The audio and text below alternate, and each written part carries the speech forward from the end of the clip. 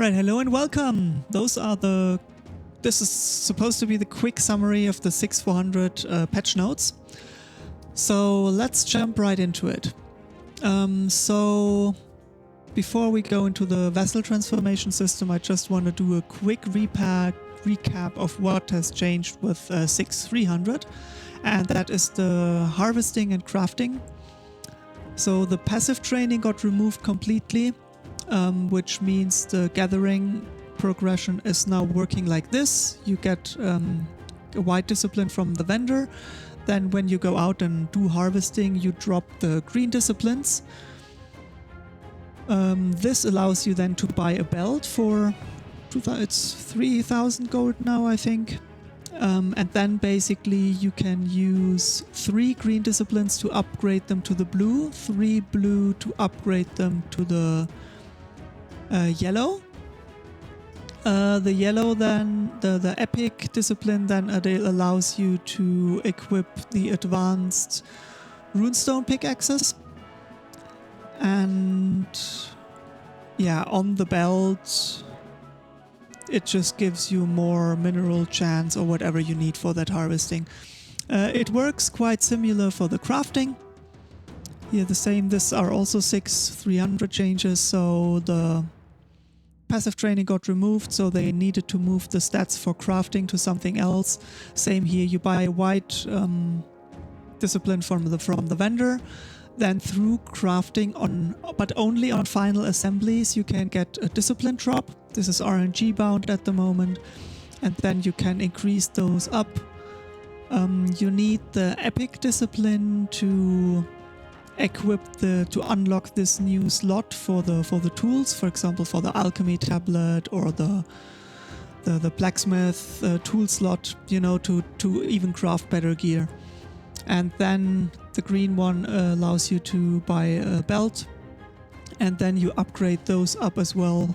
And yeah, the epic version of the belt is gonna give you the second recipe reduction and also increases, yeah, see here, this gives you attention to detail, this one gives you sawbones.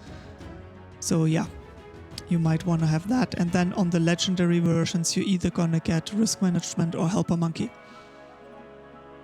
That was it for the changes of 6.300 that I didn't cover, so I cover them this time. Here we're gonna see the new vessel transformation system. Basically how this works is like that. Let me actually just pull that up here. Oh, come on, make it a little bigger. Yeah, this is nice. So when you create a character, you now start with a poor vessel. Then you level it up to level 30. When you're level 30, you can go to a necromancer, or you make a necromancer yourself. And then you make a white vessel. You right click on the vessel in your inventory, and then it gets applied and you get the extra bonuses on the vessel. Then you level your character to level 31. You can do the same with a green vessel, and so on. It always has to be the same race, and it doesn't reset your talent points or attribute points. They announced a respec, but I haven't read anything in the patch notes yet, so either it's somewhere hidden in-game or it's not in yet. I will let you know on my first look on the 3.400 patch video, which will come out in the next couple of days, I guess. So, what else is new? Yeah, for the vessels, you don't get any additional bonuses for leveling up your vessel. You only get the stat bonuses that the vessel itself has. So basically, once you equipped your legendary vessel, there is no real need to level it to level 35. It's just a big XP waste, and yeah. This is how it is at the moment. Next changes. The new lobby. Yeah, can't show it. I'm not in-game yet, but if you want to look at the new lobby, click on the link on the card. I'm gonna link my video where I did the reviews of the lobby. I'm gonna timestamp everything, what I'm gonna review, so this is gonna be quite interesting, because if you have already jumped to that other video, me reading the full patch notes took 55 minutes and I tried to hurry. Yeah, so they also gonna completely rebalance the attributes. They adapted God's Reach to kind of end at level 18, so probably no good gold farming in God's Reach anymore.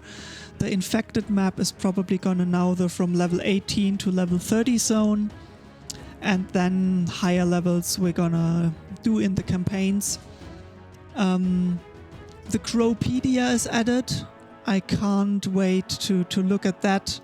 Crafting adjustments have been made, so like all stats overall in the game have been changed, on armor, on weapons, on crafted gear, on this and that. Yeah, this is very exciting. They have mount changes, they removed mobile banking. Drags now have a 20% chance to also drop equipped items. Ooh. There's gonna be a loot protection mechanic, so whatever, when you equip a harvesting discipline, it's gonna protect you to drop that particular harvesting discipline. Campaigns, they did a lot of changes in campaigns. Jump to the video and look for the timestamp for campaigns. I'm not gonna read this again. Same goes for crafting. They basically just updated tooltips and fixed bugs here. The attributes, yeah, like I said, they shifted everything around. They adjusted item decay. They added now also decay ticks to jewelry in combat. They increased the overall durability on jewelry, and they changed the stat on the oval cut ruby. Exploration disciplines have been nerfed. Necromancy can now also produce common quality vessels. The recipes have been added, the parts have been added to graves. Alchemy, the Philosopher's Stones have been nerfed, although they already were shit, so why should anybody now craft ever Philosopher's Stones? I don't know if it's worth those 1 or 2%. Woodworking, basically rune crafting, leatherworking, all the recipes got switched around, so they reduced the interdependency. So for example, to craft a book, you now don't need to go to a blacksmith and the woodworker and the leatherworker. They said this in the Q&A, maximum number of professions to craft something is now 2. So you can basically do everything yourself on one character, or at least on one account. Harvesting, they changed something around there, not really significant. They gave EKs some love, mostly fixing stuff with parcels and placing and bugs. They did some bug fixes in UIs. They have some meaningful changes in the powers. Just same here, jump to that other video. The assassin has got some updates. The champions got some tooltip adjustments, and I would say, I wouldn't call it a buff, but the blood rage now grants CC immunity instead of a health buff, which is a buff in my opinion.